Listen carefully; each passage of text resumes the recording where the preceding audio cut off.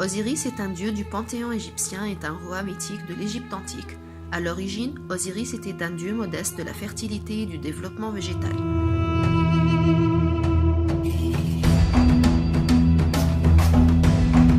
Le cycle annuel de la végétation qui meurt puis renaît concrétisa l'idée de la résurrection, puis il devint le dieu des morts et de la résurrection à la vie éternelle.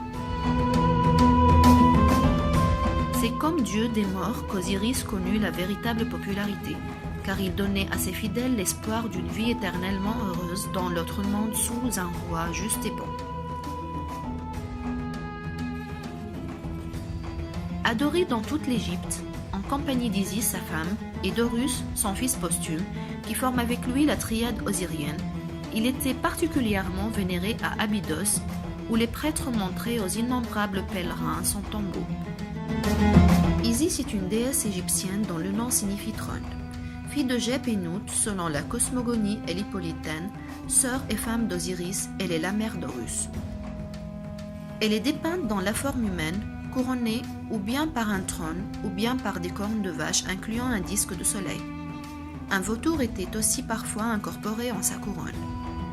Elle est parfois dépeinte comme un cerf-volant au-dessus du corps momifié d'Osiris. Isis, comme la mère d'Horus, était par l'extension considérée comme la mère et protectrice des pharaons. Le rapport entre Isis et Horus devrait aussi influencer la conception chrétienne du rapport entre Marie et l'enfant en bas âge, Jésus-Christ. La description de la tenue assise ou l'allaitement de l'enfant Horus est peut-être à l'origine de l'iconographie de Marie et Jésus. Horus, le dieu faucon, fils d'Isis et Osiris, est le dieu de Behdet, dans la partie occidentale du delta du Nil. Horus est vénéré dans différentes localités d'Égypte. C'est le dieu de l'azur, des espaces célestes.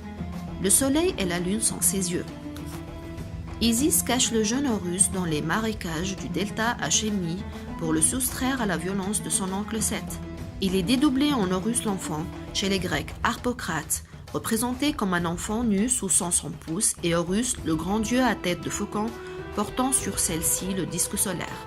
Il est le dieu protecteur des pharaons, mais aussi le patron d'un très grand nombre de lieux de Haute et Basse Égypte.